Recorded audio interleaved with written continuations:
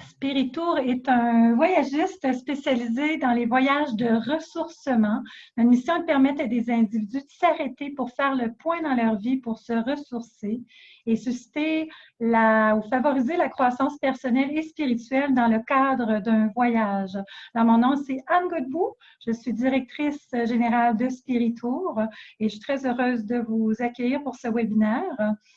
Alors, sans plus tarder, j'aimerais vous présenter donc notre invité qui est Normand Calvé, qui est un consultant en gestion et finance, qui est accompagnateur aussi auprès d'entreprises et de dirigeants et qui a fait le chemin de Compostelle en 2013 et en fait, c'était avec Spiritour comme participant, comme pèlerin et qui est reparti plusieurs fois, il va nous en parler sur le chemin de Compostelle, et maintenant qui a accepté ce nouveau défi, cette nouvelle mission, donc d'être accompagnateur pour Spiritour.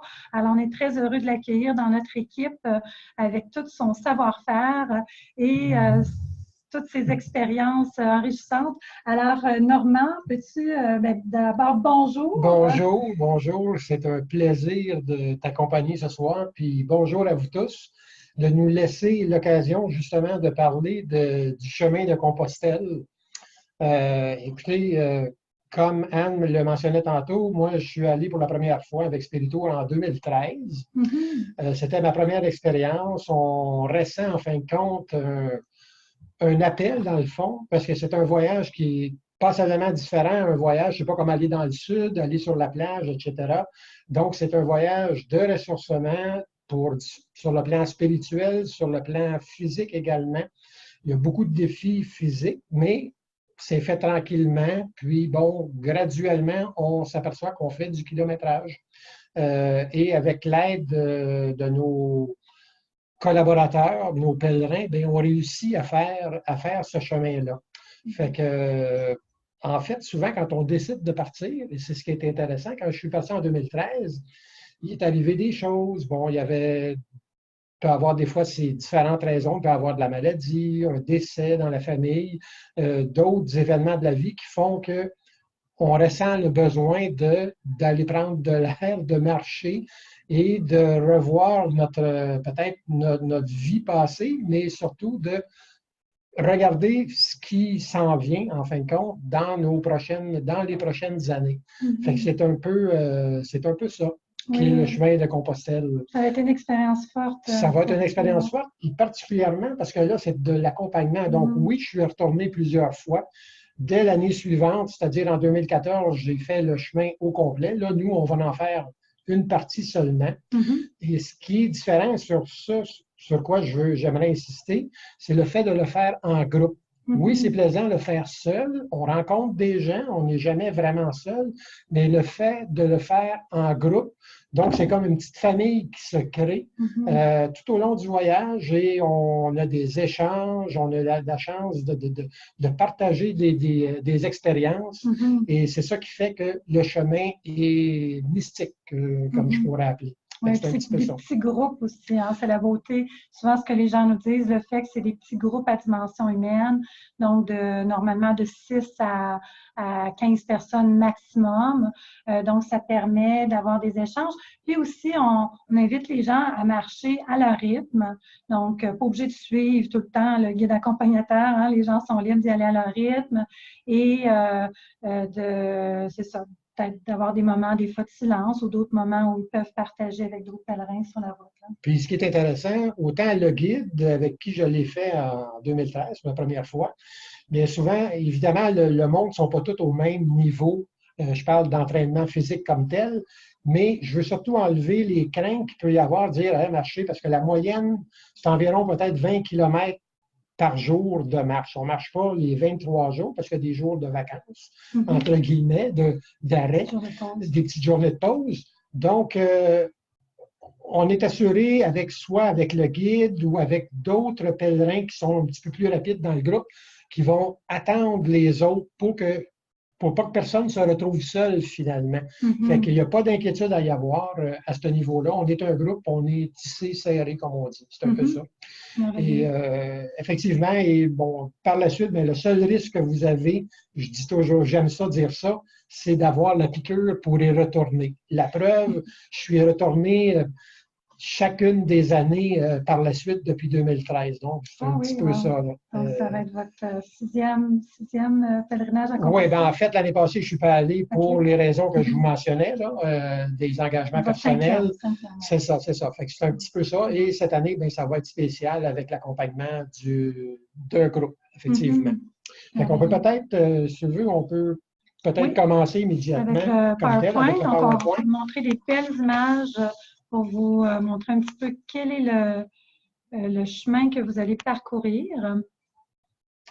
Bon. Donc, c'est du 5 au 27 septembre 2019, 23 jours et 21 nuits. Peut-être juste préciser, ceux qui nous suivent sur Zoom, qui se sont inscrits au webinaire, n'hésitez pas à nous poser vos questions avec le chat dans le bas de l'écran. Là, vous allez voir le petit tableau de bord et vous avez une petite bulle, vous avez un chat, vous pouvez nous poser vos questions pendant la présentation là, sans problème. Donc, oui, on y va avec les 5 au 27 septembre. Avec le thème « Un chemin menant vers soi ». C'est un peu ça. Et c'est un chemin, en fait, qui est marché depuis au-delà de 1200 ans. Donc, c'est un chemin qui est ancestral. Mon profil d'accompagnateur, ben, vous pouvez le lire de toute manière sur le site. On en a déjà quand même glissé un mot d'où je viens, effectivement. Puis surtout, ben, qu'est-ce qui m'a amené à vivre à Compostelle? Comme je le dis, parfois, on a un appel et on ne sait même pas pour quelle raison. Donc, des fois, effectivement, il y a une raison X que l'on connaît, mais il y a plein de raisons que finalement, on va découvrir tout au long du chemin. Donc, ce n'est pas nécessairement l'objectif final d'arriver à Santiago qui est nécessairement l'objectif, mais c'est tout au long du parcours. Donc, c'est un parcours qui se fait, comme vous le voyez, en Espagne. Donc, on arrive finalement à Madrid. Donc, on a la journée où on arrive à Madrid, on va avoir une première nuit là. Donc, le temps de se dégourdir un petit peu de l'avion, etc., à Madrid. Et le lendemain, la deuxième journée, en fin de compte, la journée suivante, on va prendre un train en matinée pour se rendre à Burgos, qui sera le départ du voyage. Fait que, la marche. C'est ça, le départ de la marche, effectivement. Donc, à Burgos, effectivement, on a la chance aussi de passer une nuit là. Et le lendemain sera officiellement notre premier jour de marche. J'aime tellement, à Burgos, peut-être juste faire, encore là, vous pouvez voir la cathédrale de Burgos qui est un bijou à visiter. Il peut y avoir une messe dépendamment de la journée qu'on arrive, etc. Donc, Burgos, c'est une très belle ville. C'est une très belle ville. Merveilleux. On a déjà une petite question ici de Régent. Il demande, pendant la marche en journée, est-ce que l'on peut vraiment être en silence? Effectivement, même si on est dans un groupe de 13, on ne marche pas tous ensemble. Il y en a qui vont marcher par groupe de 2, de 3. À un moment donné, on marche avec une personne. Après ça, ben, c'est avec un autre pèlerin. Seul. Marcher tout seul, moi, il n'y a pas de problème. C'est fait dans le respect de chaque personne. Puis d'ailleurs, vous allez évidemment rencontrer d'autres pèlerins qui ne sont pas avec Spirito. C'est un des chemins qui est quand même le plus marché. Mais ce qui est plaisant aussi, c'est que dans la période où on y va, c'est pas le mois d'août, les vacances s'achèvent souvent là, en Europe. Donc, en septembre, c'est quand même un mois qui est relativement plus tranquille. Il y a beaucoup de marcheurs. Effectivement, le chemin, on l'appelle le chemin français, c'est le Camino Frances, pour ne pas le nommer. Et on a toujours la chance de ne pas être seul, mais par contre, on a la chance de l'être aussi. Donc, je ne sais pas si ça répond à votre question comme telle. C'est un peu ça. Et le premier jour de marche, à partir de Burgos, on va arriver à Hornios del Camino. Puis on va les voir avec les photos. Avec les photos. Peut-être y a-t-il d'autres choses à dire sur la carte? Sur la carte, en fin de compte, de Madrid, on va vers le nord pour se rendre à Burgos et par la suite, on va se diriger vers l'océan Atlantique pour arriver à Santiago, à Saint-Jacques de Compostelle, qui est la destinée finale, on pourrait dire. Mais j'insiste, c'est le chemin tout au long. En fin de compte, on parle de moments forts. À un moment donné, les moments forts, c'est quoi? Oui, il y a l'arrivée à Santiago de Compostelle, mais par contre, les moments forts sont quand on marche, donc on marche seul, on vit des émotions, on peut avoir des émotions même en voyant un lièvre. Je vous le dis parce que je l'ai vécu, un oiseau. L'harmonie avec la nature. L'harmonie avec la nature, le respect avec les autres personnes. Pour ceux qui habitent effectivement à Montréal, on prend le métro, bien souvent, il n'y a pas nécessairement beaucoup de bonjours qui se disent. Bien, sur le chemin de Compostelle, c'est difficile de rencontrer une personne sur le chemin et de ne pas se dire bonjour, ou surtout buen camino, puisque c'est en Espagne. Donc, on a la chance de pratiquer notre espagnol aussi. Fait que c'est tout au long du chemin. Puis les moments forts, bien, effectivement, tandis que j'y pense, il y a le soir, les partages qu'on fait. Oui, oui. Parfait, merveilleux. Peut-être dire aussi, c'est divisé en 3 étapes. Donc, la première étape, si je ne me trompe pas, 3 jours. Ensuite, la deuxième étape, 5 jours. En fait, au total, c'est 14 jours de marche. Avec en moyenne 20 km de marche par jour. Donc, pour un total d'environ 270 km. C'est ça. Pour toute la durée. Il y a une partie qu'on se trouve à faire en autobus ou en train. Oui, on saute des petits bouts. On saute des petits bouts. Et effectivement, en parlant d'étapes, effectivement, il y a l'étape avant la Meseta. La Meseta, on la rencontre un petit peu plus loin. En fin de compte, en fin de compte, c'est des plaines. Donc, c'est là que c'est un sol qui est plus aride, etc. Tout ça dure environ 3 jours à peu près de marche en tant que tel. Mais c'est pas inabordable pour les pèlerins comme tel. Oui. C'est ça a été divisé. C'est pour permettre aussi aux gens de faire une petite pause d'ailleurs, non? Oui. Les présentations sont, comme je disais tantôt, au niveau du nombre d'années que le chemin est marché, on parle de plus de 1200 ans. Donc, quand on marche, on a l'impression de marcher. C'est quand même assez spécial de dire que l'on fait les mêmes pas que des gens ont fait plus de 1000 ans avant nous autres. C'est quand même incroyable. Et c'est ça, je vous le dis à tous qui nous écoutez, on y va une fois et on veut y retourner. C'est toujours comme ça. Donc, si on continue, après, on s'en va. Là, on a déjà démarré. Donc, Burgos, on est parti. Peut-être avant, au départ, à l'hôtel, quand on part le matin. Non, ça commence avec Burgos. Ça commence avec Burgos, c'est la suivante par après. C'est ça. Et puis Burgos, c'est une ville vraiment magnifique, une ville médiévale. On est hébergé près de la cathédrale. En Espagne, c'est des villes, bon, c'est sûr qu'en France aussi, là, mais je veux dire, dans les villes, que ce soit même Santiago de Compostelle, ça va être la même affaire. Burgos, à Léon, qui est une très belle ville. On arrête à Léon, donc on passe une nuitée là.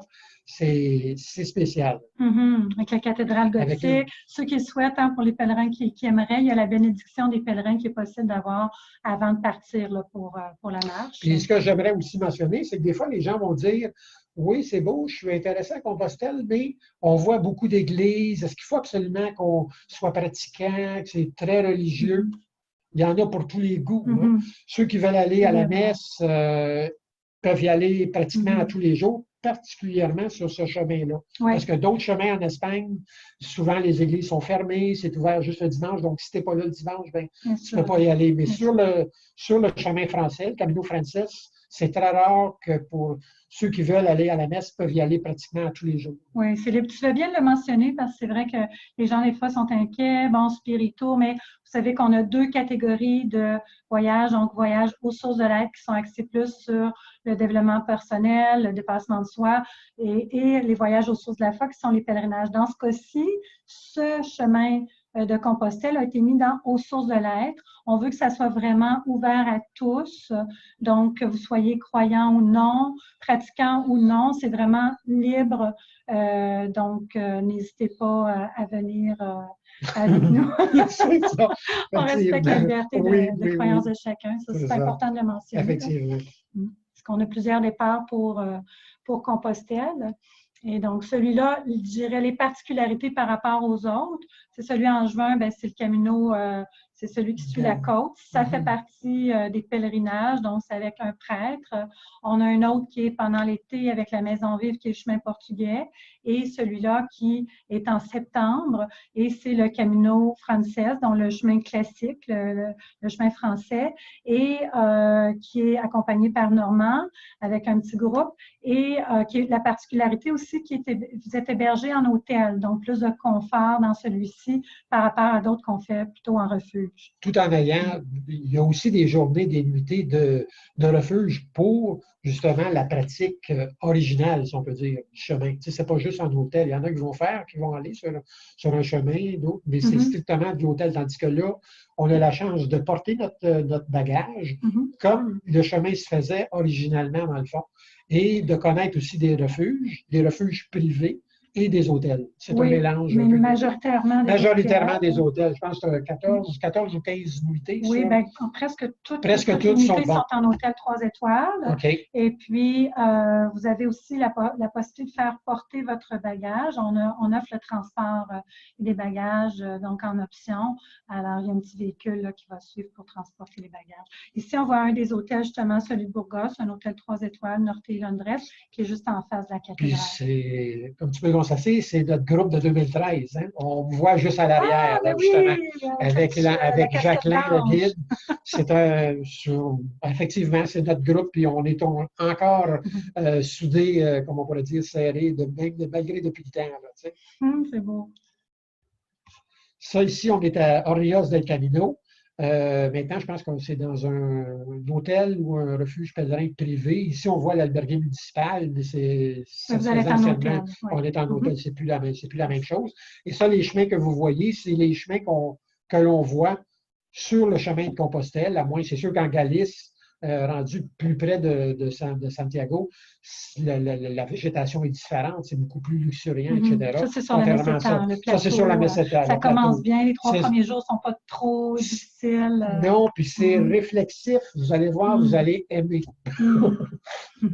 Oui, bien d'ailleurs, on a choisi, à l'époque, quand on a choisi le tracé, c'était avec le fondateur de l'Association du Québec à Compostelle, qui est Paul Lacasse. Et puis, on avait choisi ensemble les plus beaux tronçons du trajet. Et puis, il disait, il faut absolument faire la Meseta, puis les plus belles villes aussi, Burgos, Léon. Oui, effectivement. Puis les parties qu'on ne fait pas, on fait une bonne partie en autobus, entre autres. Et c'est une partie qui est très asphaltée. Moi, je l'ai refait par après, parce que je l'ai refait en marchant, là. Mais dans notre cas, nous autres, on n'a pas à faire cette partie-là qui est beaucoup d'asphalte. On va la sauter. Là, on est rendu à Castro Eris, ici. C'est encore là, il y a un château à Castro Eris, c'est assez spécial. Et moi, personnellement, j'avais vécu une histoire. Je m'étais assis et je m'étais assis justement où on habitait, où on hébergeait. Et ma crédentiale qu'on a besoin pour faire le Camino était tombée par terre. Et je ne m'en étais pas rendu compte. Fait que finalement, j'arrive, puis etc. Ça fait compte, j'ai été obligé, je vais retourner à l'église pour m'apercevoir que le crédentiel n'était pas là. Finalement, c'était l'hospitalero qui l'avait ramassé. Fait qu'il arrive tout le temps des choses. Autrement dit, on perd des choses et on les retrouve. C'est mystique, le chemin de Compostelle. C'est un exemple de. C'est ça, c'est un refuge pèlerin et privé, on le voit. Là, c'est la même chose, bien, ça l'est sur le château à Castro Eris, on se trouve à voir, effectivement. Donc, on est à l'entrée, à la porte, si on peut dire, là, du village. Et dans le haut, bien, on fait l'hospitalero, on avait été avec lui pour visiter le château en haut. Évidemment, c'est plus habité. Donc, après Orrillos del Camino à Castro Eris, par la suite, Castro Eris étant passé, on s'en va vers Fromista. Donc, Fromista, c'est encore un bel endroit. On a un 21 km à faire qui se fait très bien en marchant. On peut calculer peut-être un 6 heures, 6 heures et demie de marche, grosso modo. Donc, c'est une marche qui est normale. Ce n'est pas nécessairement une marche de centre d'achat, mais les gens qui vont s'être légèrement, bien quand même entraînés avant le départ. Nous, quand on l'a fait, on avait des gens qui étaient, jusqu'à même 70, 72 ans. Puis, il n'y a pas personne qui a eu de la misère à faire le parcours. On le fait ensemble, on s'encourage, fait que ça se fait bien. À Fromista, on passe une nuit là. Merveilleux. On a une autre petite question ici. J'ai acheté mes souliers de marche et les bâtons pour le sac à dos, lequel acheter, le poids idéal. Alors, juste vous dire, on va avoir une rencontre pré-départ. En fait, il y a 2 rencontres pré-départ, dont une pour donner des conseils sur l'équipement. On a une liste aussi des choses à apporter. Je ne sais pas si tu veux peut-être dire quand même un petit mot là-dessus? Oui, bien, on a, pour ceux, peut-être qu'il y en a qui vont venir même à la porte ouverte, peut-être, le 11 mai. On pourra aussi en reparler parce qu'après la présentation, on demeure disponible pour répondre aux questions. Mais comme Anne mentionnait, effectivement, on va avoir une rencontre pré-départ pour l'achat. Mais là, vos souliers, je crois, vos bottes de marche, vous les avez déjà achetées, je comprends bien. Le sac à dos, le sac à dos, effectivement, ça va être un peu la même chose. On va en reparler encore. On va donner des conseils sur place pendant les rencontres pré-départ puis la journée porte ouverte. Moi, personnellement, mon sac à dos, c'est un sac à dos de 48 litres. Ça ne vous dit rien comme ça. Puis avant que je l'achète, ça ne me disait rien non plus. Mais quand vous allez pour en acheter un, il s'agit de ne pas trop remplir. Donc, on n'achète pas un sac à dos pour dire hey, je vais apporter toute ma garde-robe. C'est le strict minimum qu'il faut apporter et c'est ça qui est important. Oui. Fait que si vous ne l'avez pas acheté immédiatement depuis votre sac à dos, il n'y a pas quand même de presse là, pour l'acheter en tant que tel. Puis, on peut aller à la rencontre. Si vous venez le 11 mai, on pourra en reparler pour plus longtemps, là, plus longuement. Merveilleux. On continue avec l'étape suivante. Donc, de Fromista, et là, on va marcher un petit 4 km parce qu'on s'en va à Léon. Effectivement, on ne marche pas jusqu'à Léon. On marche 4 km et là, on va prendre soit un autobus ou un train, tout dépendamment là, des arrangements qui vont être faits. Et c'est pas tellement long. C'est quoi, peut-être une heure et demie, peut-être de trajet de mémoire en autobus. C'est pas tellement... saute tout le béton. On saute tout le béton, effectivement. C'est ce que je mentionnais tantôt. Donc, vous n'avez pas à marcher cette portion-là. Et ça donne beaucoup de temps à Léon pour visiter. On voit la cathédrale. C'est super, Léon. C'est aussi beau pratiquement aussi beau que Burgos. Donc, c'est une ville ancestrale, médiévale, effectivement. Merveilleux. On continue. C'est le train dont tu viens de nous parler. Ça. Ça, c'est le jour 8. Le lendemain, on fait un autre petit bout en train jusqu'à Ponferrada. C'est ça, effectivement. Donc, à Ponferrada, on le voit encore, c'est une ville médiévale.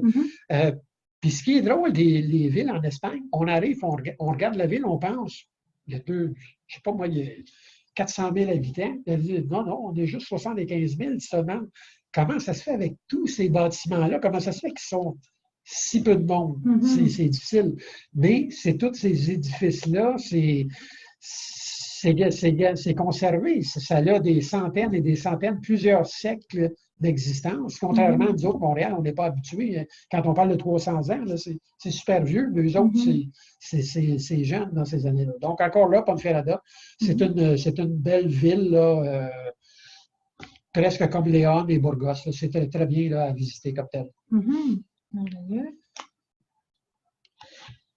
La prochaine destination, Vilafranca del Bierzo. Encore là, on le voit, il y a un peu, on voit on voit de la vigne, on voit que la végétation commence effectivement à changer. C'est le temps des vignes. C'est le temps des vignes. Oui, puis il y a les fleurs aussi qu'on va voir, parce qu'effectivement, ce n'est pas le climat de Montréal, donc on a une végétation qui est beaucoup plus luxuriante que la nôtre. Là. Et on suit la rivière. Il y a, dans cette section-là aussi, il y a de l'asphalte, mais c'est bien organisé dans le sens qu'on marche à l'écart des voitures, on marche sur le côté, donc il n'y a pas vraiment de danger. Les pèlerins sont bien protégés et je peux affirmer que Par le nombre de fois que je suis allé, en fin de compte, l'objectif en Espagne, c'est de protéger les pèlerins, justement, pour pas qu'il arrive d'accident. Oui, oui, oui. D'ailleurs, ils sont bien choyés. Hein? Les pèlerins sont bien vus par les gens locaux là-bas. Oui, effectivement. Puis on va dans les bistrots, restaurants, on se fait poser des questions, etc. Donc, c'était un 25 km, un petit 25 km pour cette journée-là. On voit le paysage, les montagnes aux alentours, c'est super. Parfait pour marcher. Très bien. La 10e journée, on s'en va à Vega des Valcarce, un petit 16 km. C'est une petite journée, ça se fait quand même bien. Si on prend ça comme ça, sans arrêt, rien, 16 km, généralement, les gens vont marcher à 4 km à l'heure. Donc, on parle de 4 heures. Fait que quand je dis qu'on prend 6 heures, 6 heures et demie, entre 6 et 7 heures, c'est qu'on prend notre temps. On arrête le matin. On n'est pas à la course. On fait ça à notre rythme. C'est quoi une journée type de pèlerin? Moi, je dirais que le matin, on va partir vers les 7 heures à peu près. Et généralement, on arrivait en groupe. Là, je me rappelle qu'on arrivait vers, je vous dirais, entre 2 heures et 3 heures à peu près. Donc, on prend notre temps. Pour manger. On arrête pour manger un peu en matinée, donc une petite pause. Après ça, on va arrêter pour dîner. Bon, fait que c'est un petit peu comme ça. Il y en a qui vont marcher, il y en a ceux qui sont beaucoup plus rapides, puis qui disent, bon, ben moi, je continue, je vais arriver, puis bon, je vais prendre ma douche, puis bon, je prends de l'avance. Bon, ben ils le font, mais c'est pas la majorité. C'est ça. Donc, l'idée, c'est de le faire tranquillement à notre rythme. On n'insistera jamais assez. On n'est pas à la course. C'est bon. C'est toujours le même endroit, la belle petite église qui est là. Je me rappelle, ici, on avait eu Jacqueline, qui était le guide à l'époque, puis une pèlerine avait participé justement sur l'autel comme tel avec le prêtre. Puis à la fin, quand la messe est terminée, tout le monde qui était à l'église s'était tous serré la main. On avait fait le tour de l'église. C'était la première fois que je voyais ça. C'était vraiment, c'était assez impressionnant. De même, ça a l'air peut-être banal en disant ça, mais non, c'est pas banal quand tu le vis. C'est un moment fort. Oui, c'est ça. Ouais, ouais. Ici, on est rendu à Ocebrero. Donc, là aussi, c'est très spécial. Ça, c'est l'église qui est là face à nous. C'est une journée, ça monte beaucoup, hein? Ça monte beaucoup. On est dans les montagnes. C'est ça. On voit un peu les montagnes. Oui, on en voit. Pour ceux que la montée est très difficile, parce qu'effectivement, c'est difficile. Puis, moi, je l'ai refaite avec une autre l'année suivante, effectivement. Je l'ai montée, puis j'étais avec une pèlerine. Puis elle, c'est une Australienne. Puis on a fait ça tranquillement. Je l'attendais. Donc, je faisais des petits bouts, je l'attendais. Je me disais, bon, ben, on est tous les deux, on est partis un matin ensemble. Ben, on va se rendre à destination ensemble. Et là, la même chose avec le groupe des 13. Mais si quelqu'un voulait prendre une navette, il y a des navettes. Super. Je regardais juste si on avait des. Oui, OK. Oui, il y a d'autres images. Des images de la montagne. Oui. Parce que je sais que je voulais mentionner aussi, là, le petit village est tout fait en petites pierres des champs comme ça, hein, je pense. Oui, effectivement. Puis si vous allez sur Internet voir Ocebrero, vous allez voir Ocebrero en hiver. Et là, c'est plein de neige. Allez-y, vous allez voir. Mais là, quand on y va, il n'y aura pas de neige. Quand on y va, il n'y aura pas de neige. On le dit aussi, ne pas perdre le rythme. Il faut le faire à notre rythme. Et ça ici, là, on n'aura pas, on va avoir la musique que je veux qu'il soit présenté. Puis je ne dis pas le titre, ça sera une surprise pour le 11 mai. Mais ici, sur la montagne, à la Croix, on avait une pèlerine qui avait une belle voix, qui chantait occasionnellement, etc. Et elle avait chanté, je ne veux pas dire le titre de la chanson parce que c'est celle que je vais présenter. Fait que, mais c'est pas moi qui vais chanter, là. Ça va être la vidéo originale, mais c'était un moment fort. Les gens ont demeuré là à peu près 3/4 d'heure sur la montagne, là, quand on est arrivé l'après-midi. Il paraît qu'il y a des beaux couchers de soleil. Hein, oui, effectivement. Puis à Ornios, on l'a passé. Et moi, à Ornios, comme tel, c'était la première fois que je suis allé, je m'étais assis à l'arrière de l'église. Et là, je regardais le coucher de soleil, on avait les champs, et je me rappelle que les larmes me coulaient. Je me dis, c'était vraiment émouvant de voir ça. Puis c'est la fois que j'avais risqué de passer la nuit dans l'église parce qu'on était venu comme bon rapport. Ah, mon Dieu! Cette fois-là. Mais on m'a fait sortir. OK. La journée suivante, un petit 22 km, on se rend à Tria-Castella. Encore là, c'est des très beaux paysages. Là, ça On redescend. le voit. Là, ça descend, c'est ça, effectivement. Oui, oui, parce que là, on a monté au Cébrero, c'est 1200 mètres, si je m'amuse. C'est pour ça qu'il y avait juste 12 km en montant, puis en redescendant, on peut se permettre d'en faire plus. C'est ça, effectivement. On a l'air d'aller, comme on dit. C'est un peu ça. Fait que c'est un très beau chemin. Il y a des endroits où, justement, on peut prendre des photos. Je vous dis pas, on le voit qu'il y a comme un peu d'asphalte sur le côté, c'est la route, mais encore là, c'est pas beaucoup là, dans les chemins qu'on fait. Là. Parfait. Et c'est ce qu'on rencontre. C'est vraiment spécial. C'est très champêtre. Oui, oui, c'est vraiment spécial de rencontrer ça. Puis l'agriculteur, on avait rencontré, bon, effectivement, l'agriculteur était là et il nous avait pratiquement donné un cours sur sa ferme, etc. Donc, ils sont très volubiles, comme on pourrait dire, rien de parler de leur entreprise. Puis bon.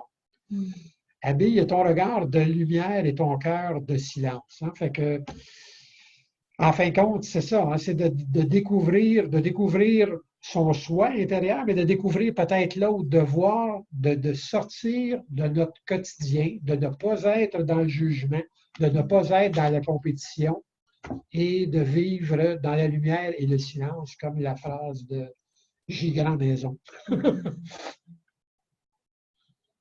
C'est ça, c'est des paysans, des petits villages. Souvent, hein, comme dans des vallées, on marche, on pense que rien, d'un coup, oups, on arrive, puis il y a un petit village. Fait que ça, c'est un souper là, qu'on avait, notre groupe. C'est encore nous autres, notre fameux groupe de 13. Fait qu'on là, Tria-Castella, on s'en va vers Saria. C'est ça, des chemins en petite montagne. On ne dit pas que c'est toujours plat, mais c'est pas comme au Cébrero. C'est sûr qu'il y a des petites qu'il y a quand même des montagnes là, à faire, mais c'est des chemins qui se font bien là en roche, même si c'est en roche et tout ça, avec des bonnes bottes de marche. C'est important d'avoir des bonnes bottes qu'on a cassées, qu'on a marché avant. Partez pas avec des bottes neuves. Ça, c'est super important de partir avec des bottes qu'on a déjà. Ça peut être un bon soulier de marche. Un bon soulier de marche. Il y en a qui sont plus à l'aise avec un soulier. Moi, je préfère une botte parce que ça tient plus la cheville. Moins de chances de se fouler la cheville ou quelque chose comme ça. Ça, c'est une journée, effectivement, de repos à Saria. Lorsqu'on arrive à Saria, donc on passe une nuitée là. À Léon aussi, on avait comme une petite pause aussi à Léon. On ne l'a pas mentionné tout à l'heure.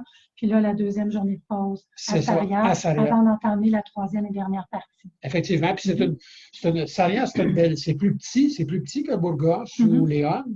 Mais c'est quand même très joli à visiter, des beaux petits endroits. Donc, c'est une journée qui est libre là, pour tout le monde. Là. C'est ça, pour refaire nos forces. Merveilleux. Et ça, c'est l'entrée à Porto-Marin. C'est de Saria à Porto-Marin. Ça, c'est super spécial parce qu'on traverse le pont. Je ne veux pas nécessairement tout dire, mais la rivière qui est là, vous allez voir, on voit des vestiges de l'ancienne ville. Hein, c'est la ville qui ont c'est la ville qui ont reconstruit, qui ont remonté à cause du barrage, c'est ça, effectivement. Donc, on voit les anciens vestiges, d'anciens vestiges dans la rivière, particulièrement quand l'eau est basse.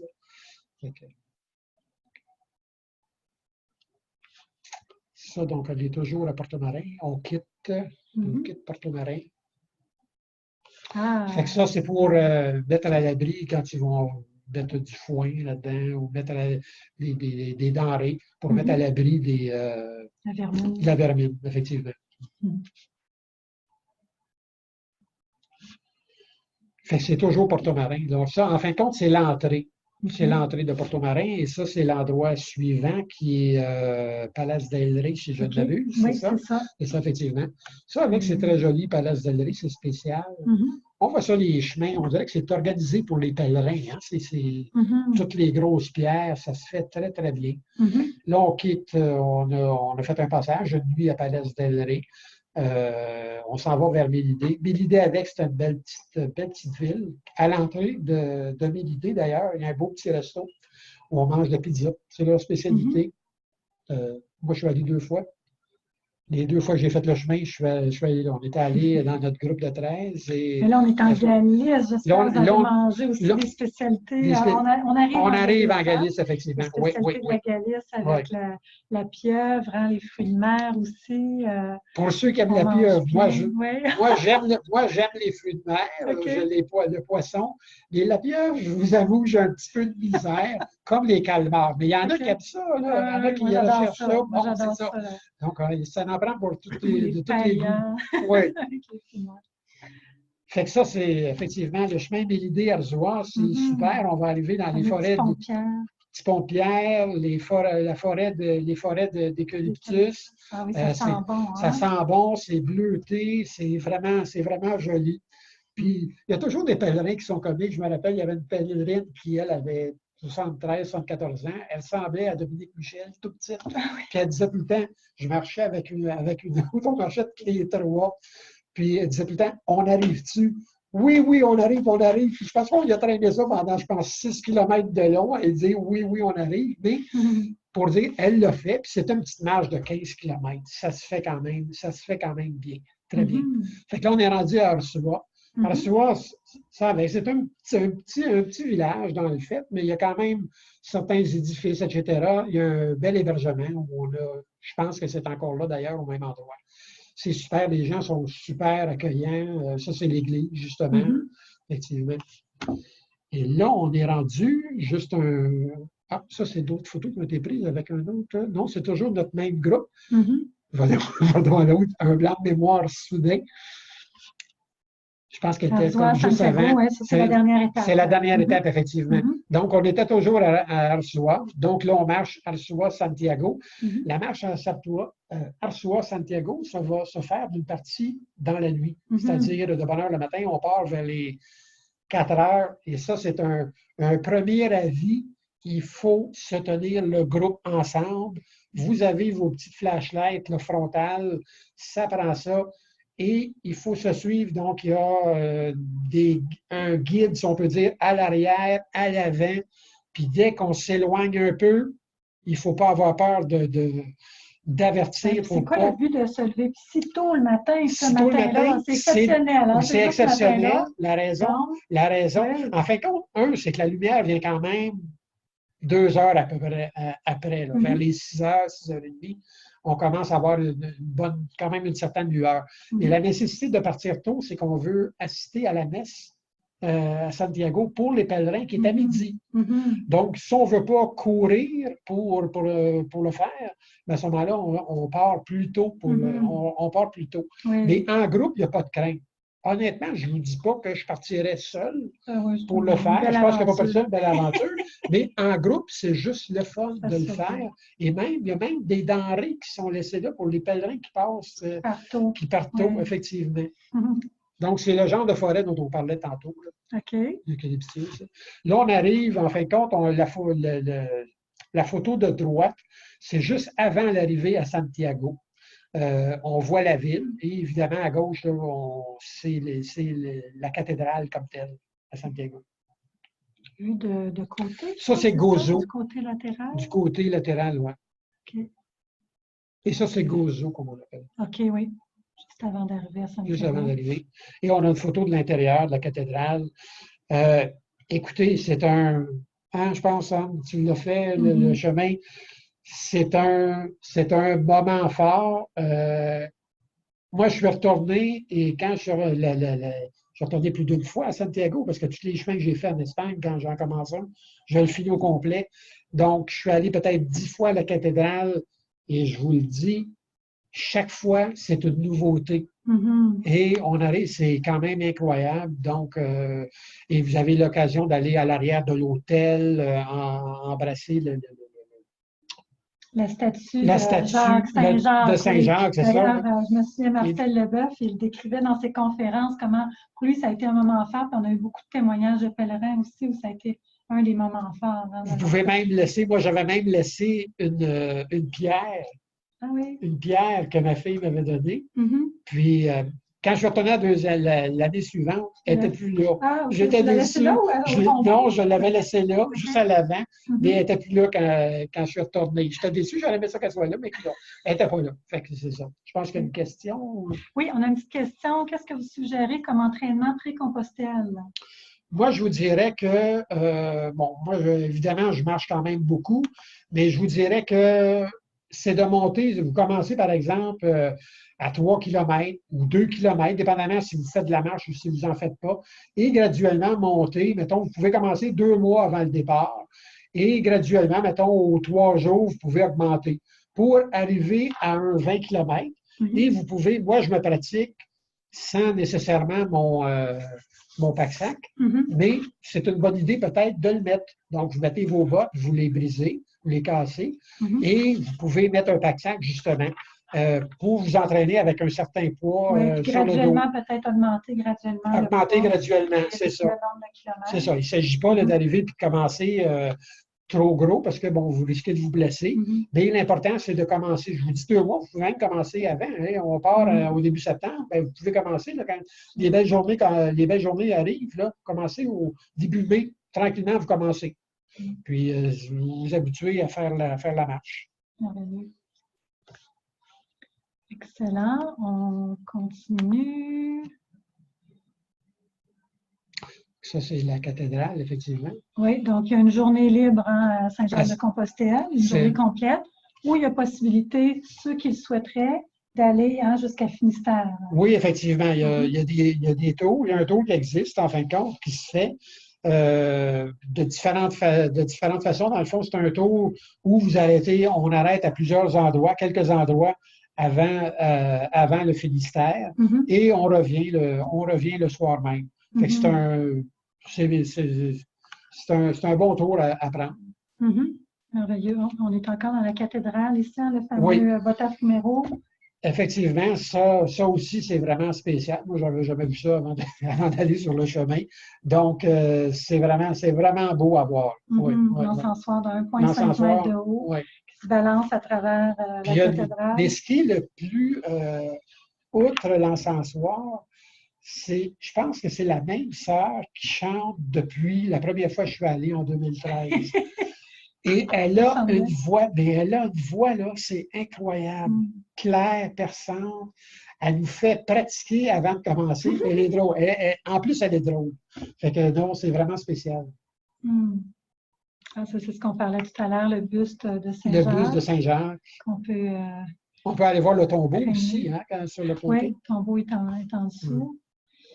C'est la Compostela, le fameux certificat de pèlerin qui confirme que vous avez bien marché. La condition, c'est de marcher au moins les 100 derniers kilomètres. Vous allez en avoir fait encore plus que ça. Ici, c'est une photo qui a été prise justement à Finistère. À Finistère, c'est ça. C'est Jacqueline, si je ne m'abuse, qui est là. Jacqueline Genois, qui a accompagné longtemps pour Spirito, qui nous a aidé aussi. C'est lui qui avait pris la relève après Paul Lacasse, qui nous a aidé à améliorer le trajet de notre pèlerinage sur le chemin français. Là. Donc, il en fait toujours. Il en fait toujours, des chemins. La randonnée, mais non, il a arrêté. Non, mais ça, OK, parce qu'il était... Il vous a passé le relais. Passé le relais. Avec chaudement recommandé. Voilà. Alors, je pense que ça fait le tour de l'itinéraire qu'on propose aux pèlerins. Alors, n'hésitez pas s'il y a des questions. On vous invite, comme Normand l'a dit, à venir à nos portes ouvertes qui vont avoir lieu le 11 mai prochain. Donc, ta présentation, c'est à partir de 13h, les portes ouvertes. Ta présentation, c'est à... 2h. J'avais l'impression que c'est 2h. Oui. Mais alors, je vais juste rapidement vous donner l'information générale sur combien ça coûte, qu'est-ce qui est inclus dans le forfait. Bien sûr, toute cette information-là se trouve aussi sur notre site Internet. Alors, le prix, est de 3 570 $ en réserve taux. Alors, vous avez droit encore à un rabais de 100 $ jusqu'au 2 mai. Alors, important de vous inscrire avant le 2 mai. Pour vous inscrire, vous devez donner un dépôt de 500 $ pour réserver votre place. Les places sont limitées à 15 participants maximum. Alors, ne perdez pas pour réserver votre place. Et donc, faites ça avant le 2 mai si vous voulez avoir le rabais de 100 $. Qu'est-ce qui est compris dans le forfait? Alors, vous avez le vol aller-retour Montréal-Madrid avec Air France. Vous avez l'hébergement 5 nuits en hôtel 3 étoiles de catégorie, donc intermédiaire 3 étoiles, occupation double. Donc, c'est ça, tu disais. Oui, tu avais raison. Attends un petit peu. Okay. Non, c'est majoritairement. OK. Oui, ben c'est ça. Donc, 3 étoiles. Ensuite, vous avez 5 petits déjeuners, les repas. Je pense que c'est tout inclus sur le site. Il mentionne oui, tout, vous mentionnez le nombre de repas et tout. Ensuite, vous avez bien sûr le service d'un accompagnateur de Spirito, qui est Normand Calvé, et les rencontres préparatoires. Donc, il y en a 2. Il y en a une un mois avant de partir. On va faire une randonnée actuellement au Mont-Saint-Bruno, où justement, on va parler plus aussi de la préparation. C'est plutôt à la rencontre d'information, mais on va parler aussi, bon, pour le contenu du sac à dos et tout ça. Et puis ensuite, vous avez une autre rencontre environ 2-3 semaines avant de partir. Oui, la première, c'est 4-5 semaines avant de partir, l'autre 2-3 semaines avant de partir pour recevoir vos documents de voyage. Ça, normalement, c'est une soirée. Si vous ne pouvez pas vous déplacer, on peut toujours vous envoyer, bien sûr, toute l'information puis tous vos documents de voyage, mais on vous recommande fortement d'être présent. Ça vous permet de rencontrer l'accompagnateur et les autres pèlerins qui vont partir avec vous. Qu'est-ce qui n'est pas inclus? Donc, vos assurances voyage, bien sûr, c'est en option. On vous l'offre. Vous allez voir sur le site web ou dans le formulaire d'inscription sur le programme. Vous allez avoir des choix d'assurance avec la Croix-Bleue. Donc, si vous n'avez pas déjà vos assurances voyage ou si vous avez juste une assurance, par exemple, médicale, on vous recommande fortement de prendre une assurance annulation et une assurance bagage.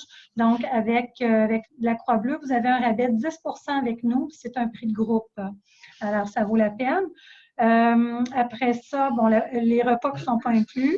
Donc, prévoir un petit budget pour ça. On va vous donner aussi des recommandations.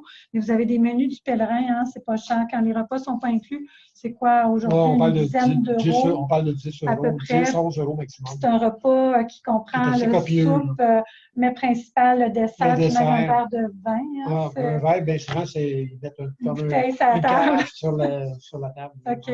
Bon, merveilleux. Et puis, bon, dépenses personnelles, bien sûr. Alors, c'est ça. Après ça, pour l'inscription, donc la date limite, au plus tard, c'est le 2 mai ou jusqu'à ce que les places soient complètes, là, donc à 15. Voilà. Donc, documentation requise, vous pouvez avoir un passeport valide au moins jusqu'à 3 mois après la date de retour prévue au pays. Il n'y a pas de visa et aucun vaccin nécessaire non plus. Quelque chose que tu voudrais rajouter? Je pense que, d'après moi, c'est assez complet. J'ai l'impression que c'est pas mal complet. C'est sûr que, bon, vous avez obtenu l'information, comme je dis, comme je mentionnais tantôt, la porte ouverte, ça va être une occasion peut-être de se faire rassurer d'une certaine manière et peut-être d'éclaircir certains éléments sur lesquels on pourrait s'interroger, comme la question du sac. Bon, on a eu la question, mais souvent c'est ça. Mais l'important, c'est de ne pas trop mettre de poids dans notre sac. Oui, parce que si on demande le poids idéal pour le sac avec bagage, c'est un pourcentage par rapport à votre poids corporel aussi. Fait qu'on ne peut pas vous donner juste un chiffre comme ça, le plus léger possible. Mais comme je vous dis, dans la rencontre pré-départ, on va vous donner plus d'informations. On pourra aussi, lors de la journée porte ouverte, vous indiquer ça. Et puis, on a des références aussi qu'on peut vous donner pour bien vous faire conseiller lors de l'achat d'un sac à dos. Alors, voilà. Je te laisse un mot de la fin. Oui, bien écoutez, encore, écoute, Anne, je remercie beaucoup Spirito d'avoir donné l'occasion de parler encore du chemin de Compostelle. Je vous remercie tous d'avoir participé à ce webinaire. Puis espérons qu'on pourra se voir peut-être le 11 mai, mais surtout pour le voyage qui débutera le 5 septembre. C'est un peu ça. Fait que merci, bonne soirée. Merci à vous. Merci Normand. Merci beaucoup. Merci puis, sur notre site web, vous avez aussi une foire aux questions. Puis n'hésitez pas à nous appeler en tout temps pour poser vos questions et discuter avec nous. Merci, au revoir. Merci.